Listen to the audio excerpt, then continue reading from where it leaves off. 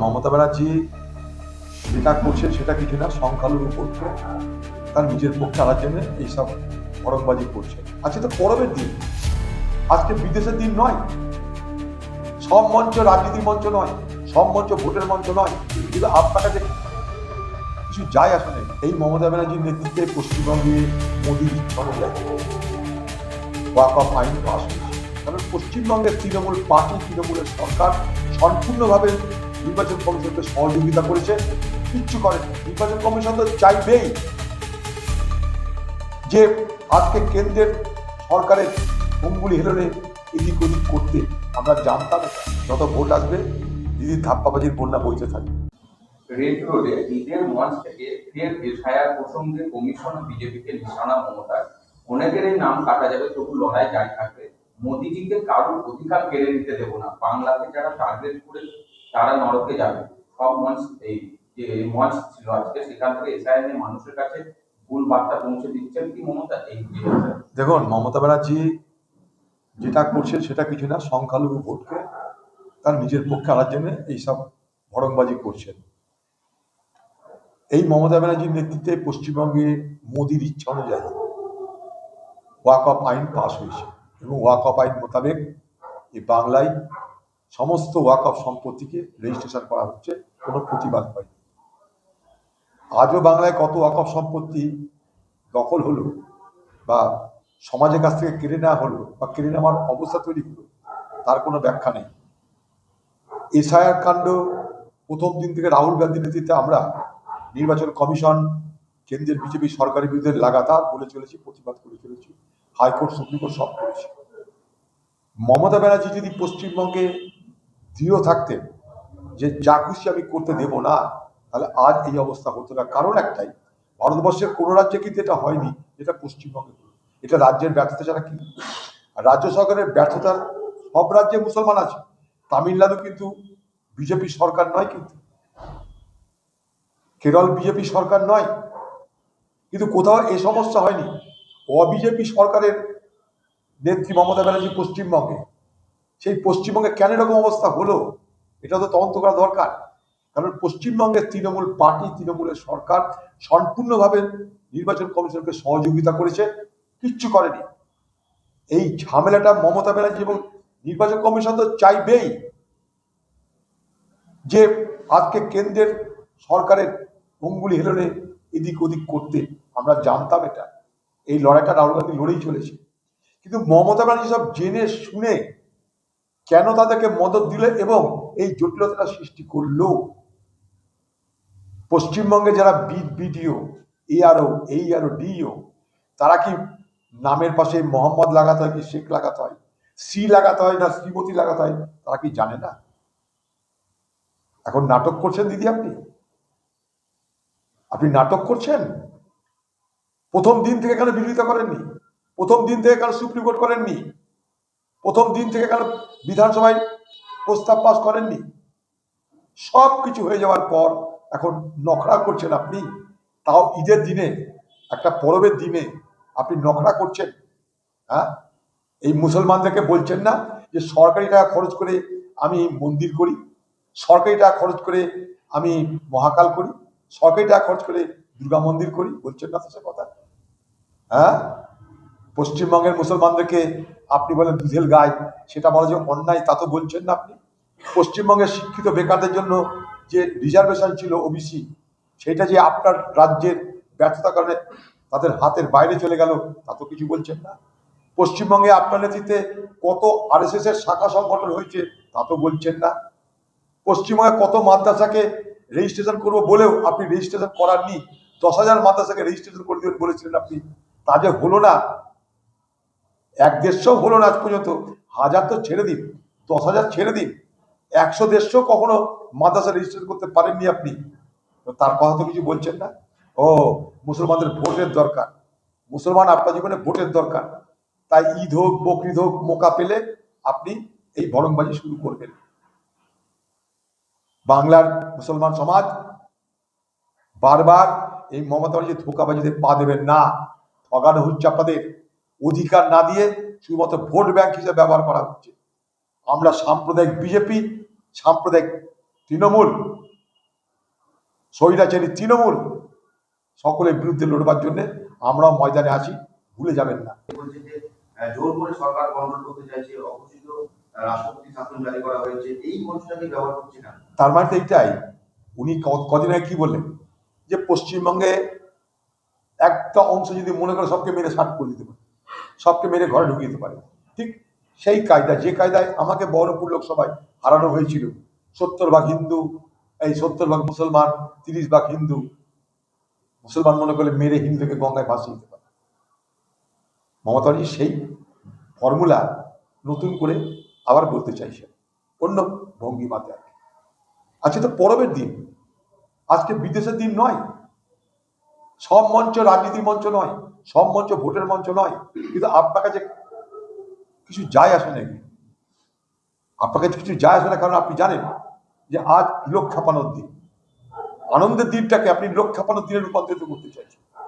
নির্বাচন কমিশনের বিরুদ্ধে লড়ুন, দিল্লিতে যান, ধর্ণা করুন, আন্দোলন করুন। আপনার তো খোকা বলেছিল 1 লক্ষ লোক নিয়ে যাবে দিল্লিতে, একটাও লোক নিয়ে গেছে কোনদিন? আপনি সুপ্রিম কোর্টে গিয়ে আরো ঝঞ্ঝাট পাকিয়ে এলেন, জটিল তো ছিল, আরো জটিল করে এলেন। আপনার সরকারি অফিসারদেরকে আপনি একবারে বলেননি যে যেমন করে হোক প্রত্যেকটা ভোটারের নাম তুলতে হবে। সুপ্রিম কোর্টে গিয়ে আপনি এমন কায়দা করলেন যে সুপ্রিম কোর্ট থেকে এখানটায় বিচারকদের হাতে আজকে এসআইআর চলে এলো। এই ঝঞ্ঝাট পাকালো কে? আপনি পাকিয়েছেন এই ঝঞ্ঝাট। কেন পাকিয়েছেন আপনি জানেন। আজকে পশ্চিমবঙ্গে আপনি ব্যর্থ, স্বাস্থ্য, শিক্ষা, কর্ম সব কিছুতে ব্যর্থ। তাই মানুষের দৃষ্টি ঘোরাতে হবে।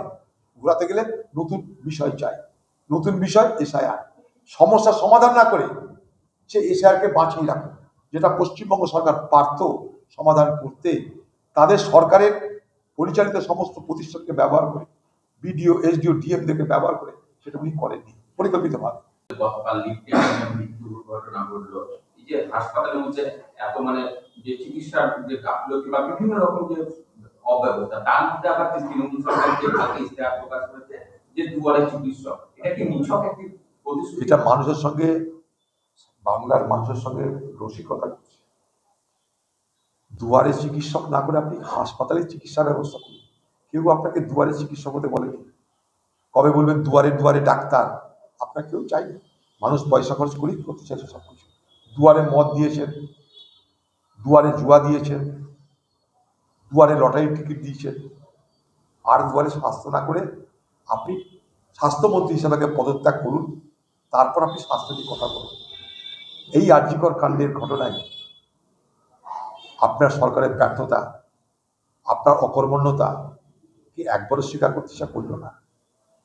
সারা বাংলার প্রত্যেকটা হাসপাতালের এই অবস্থা। দুয়ারে আর চিকিৎসা না দিয়ে, ভরংবাজি না করে, বাংলার এই প্রতিশ্রুতির বন্যা না বইয়ে বাংলার মুখ্যমন্ত্রী কাজের কথা কিছু বললে, এই যে 10 দফা প্রতিশ্রুতি, এটা হচ্ছে 10 দফা ভাড়ামি, 10 দফা ধাপ্পাবাজি। 10 দফা ধাপ্পাবাজিতে বাংলার মানুষ প্রভাবিত হবেন না। এই ধাপ্পাবাজির বন্যা বইবে এখন। যত ভোট আসবে দিদির ধাপ্পাবাজির বন্যা বইতে থাকবে। এই 10 দফা ধাপ্পাবাজিতে বাংলা মানুষ কাঁদ দেবেন না। কমিশনের বড় নির্দেশ, সদ্য বদলি জেলা শাসকদের বাংলো খালি করার জন্য নির্দেশ দিয়েছে। এই নিয়ে মমতা সড়ক হয়ে বলেছে যে জেলা শাসকরা বাংলো না ছাড়ায় বিস্তৃত কমিশন বিজেপি লোকরা। দেখুন, আমাদের বক্তব্য নির্বাচন কমিশন ভার্সেস মমতা নয়। আমাদের বক্তব্য এই বাংলায় আপনি কি করেছেন আর বাংলা কি চাইছে। প্রতিদিন বাংলা মানুষকে গোল ঘাটাবেন না। আপনারা নির্বাচন কমিশনের এই মিউচুয়াল গেমে বাংলা মানুষকে ফাঁসাবেন না। আপনি সমস্ত ভোটের ন্যারেটিভটাকে পাল্টে দিয়ে নির্বাচন কমিশন ভার্সেস বাংলা করতে চাইছেন। আমরা চাইছি আপনার নেতৃত্বে বাংলা, আর আমরা কোন বাংলা চাই সেই বাংলা। লুটেরাদের বাংলা হবে না লুটেরা মুক্ত বাংলা হবে? দুর্নীতির বাংলা হবে না দুর্নীতি মুক্ত বাংলা হবে? সন্ত্রাসের বাংলা হবে না সন্ত্রাস মুক্ত বাংলা হবে? আমরা চাই এটাই। বলো, আর নেই প্রশ্ন। সোমবারই প্রথম সাপ্লিমেন্টারি লিস্ট, তারপর থেকে প্রতি শুক্রবার করে অতিরিক্ত তালিকা বের করতে। দেখুন, আমরা প্রথম দিন থেকে বলে এসেছি প্রত্যেকটা বৈধ ভোটারের ভোটদানের অধিকার সুরক্ষিত করতে হবে। প্রতিটা বৈধ ভোটারের। আমরা মিছিল করেছি, মিটিং করেছি, সভা করেছি, কারণ একটা কথা বলেছি, বৈধ ভোটাররা যদি বঞ্চিত হয় ভোট দানে, তাহলে সেই ভোটকে কখনো অবাধ ভোট আমি বলতে রাজি না। বাংলার মুখ্যমন্ত্রীকে আমি দাবি করেছিলাম, চোরটা বাটপারদের জন্য, দুর্নীতিবাজদের জন্য, ধর্ষকদের জন্য সুপ্রিম কোর্ট যেতে পারছে। এই বাংলার বৈধ ভোটারদের ভোটের অধিকার সুরক্ষিত করবার জন্য আপনি কিন্তু সুপ্রিম কোর্টে গিয়ে এটা বলতে পারলেন না যে বৈধ ভোটার যতক্ষণ না বৈধতা পাবে ততক্ষণ বাংলায় ভোট হবে, এই কথা বলতে পারলেন না। আমি কিন্তু বলতে চাই যে বৈধ ভোটারদের ভোটের দেওয়ার অধিকার যতক্ষণ পর্যন্ত না সুনিশ্চিত হয় ততক্ষণ পর্যন্ত নির্বাচন হওয়াই উচিত নয় বলে আমি মনে করি। কারণ বৈধ ভোটার ভোট দেওয়ার অধিকার মানুষের সাংবিধানিক অধিকার। সেই অধিকার নির্বাচন কমিশন বা রাজ্যের এই একের সঙ্গে অপরের এই দেখানো মারামারিতে, লোক দেখানো মারামারিতে যেন তারা বঞ্চিত না হয়। ঘাটপাড়ায়, কাঁদি ঘাটপাড়ায়